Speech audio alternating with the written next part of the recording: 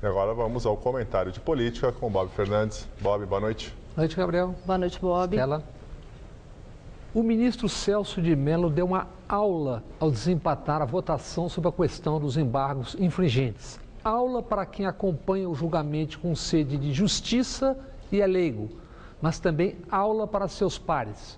Para dentro e para fora do tribunal, Celso de Mello lembrou que justiça se faz com o uso da razão e não com o fígado, com a bilis.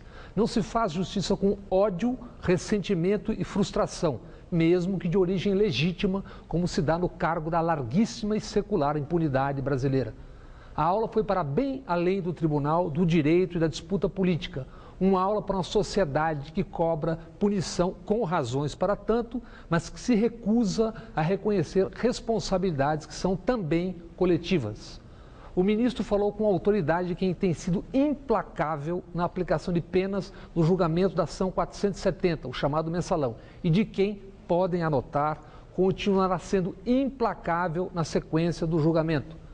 Sem citar a história já vivida pelo mundo, inclusive na maior das guerras do século XX, o ministro advertiu: um tribunal, mesmo sendo uma representação, uma delegação da sociedade, não pode se deixar contaminar pela opinião pública, muito menos ainda pela opinião publicada.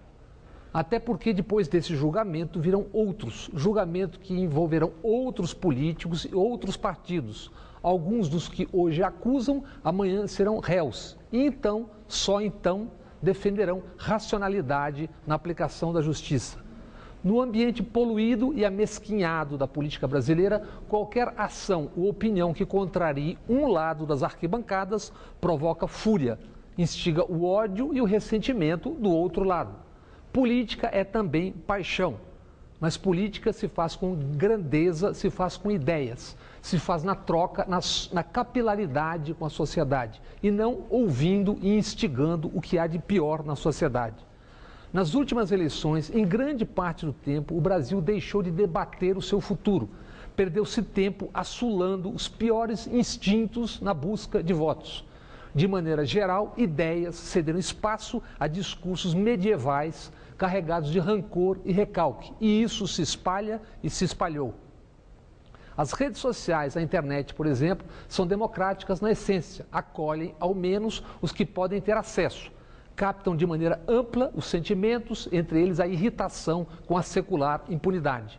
Mas isso não significa que deve prevalecer o que há de pior: a frustração pessoal, o ressentimento como indivíduo transformado em discurso e ação política.